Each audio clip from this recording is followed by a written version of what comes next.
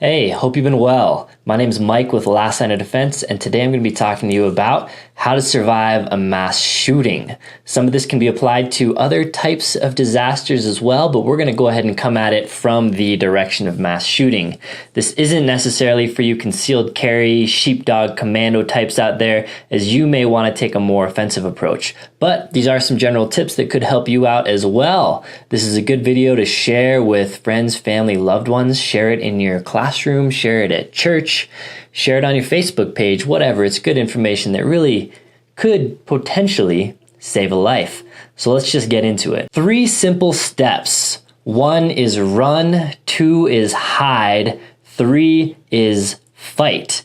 Now let's go ahead and dive a little deeper into each of these sections. Run. Run is just what it sounds like, the act of running, but paired well with running is spatial and situational awareness, knowing what's around you, knowing your exits and entrances, knowing the people around you, being able to identify a potential threat before it becomes devastating. Also trusting your gut or your intuition. If something looks wrong, feels wrong, your gut is one of the best survival instincts out there, so pay attention to it. All right, so say you've identified a mass murderer. Now it's time to run. Run as fast as you can. Do not hesitate. Don't always run in a straight line. As you can think, probably you can imagine a mass shooter shooting down a hallway of people and you're running down that hallway. You might not want to just keep on running straight because you cannot outrun a bullet. So you might want to take a right jog or a left jog or go down some stairs or up some stairs. Basically, you're trying to get out of line of sight and out of line of fire as quick as possible. Once you've run as fast as you can to a safe location, then would be a good time to maybe call 911. Next, we have hide. Yes, like hide and go seek. So actually making it difficult for the murderer to actually see you is one aspect of this, but also making it more difficult for the murderer to get to you is another very important aspect of this. You can think of an example where maybe the mass shooting is happening at a church or at a school where there are separate rooms and offices. If you can get into a room, close the door, lock the door, barricade the door, and then hide in the room, that will increase your chances of survival greatly. Mass shootings don't typically last very long. Thank you, concealed carriers and first responders, for that. So if you are just making it more difficult to get to you via a locked door or a barricaded door, chances are that mass shooter is going to come. Maybe he'll try and get in the door. He'll realize that it's not worth his couple of seconds or couple of minutes to try and get in there, and he'll move on to easier pickings. So 1 is, yes, hide. If you can, just make yourself invisible, silence your cell phone, don't let your keys jingle around or anything like that. But also, if you can lock a door, barricade a door to put something between you and the shooter, that's another great option. So then we have fight.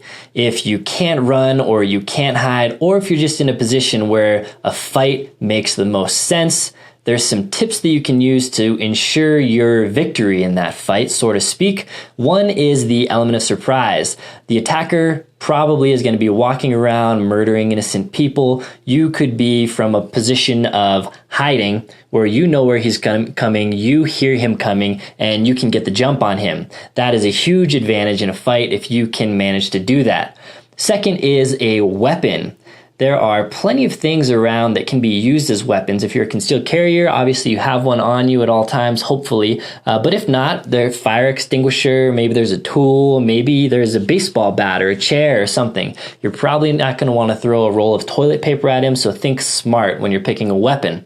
But a weapon will help you have another advantage in the fight. When it comes time to use your weapon or just attack with your fists, you're going to want to use violence of action. You're not going to want to hesitate here. You're going to want to try and take the attacker out of commission, potentially permanently. What this means is if you're swinging a fire extinguisher, for example, you're not going to swing it just the right amount of pressure maybe to knock him out. Maybe you're thinking, oh, I don't really want to kill him, I'm just going to knock him out. No, you want to swing as hard and as fast as you possibly can.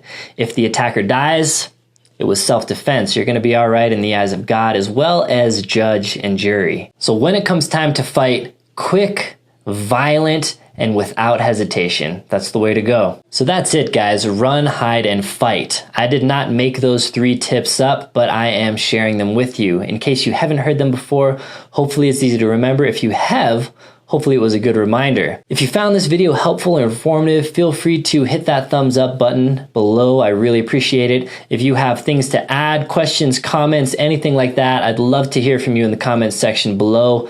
If you're not subscribed to the channel already, get subscribed. All right, guys, take care, stay vigilant.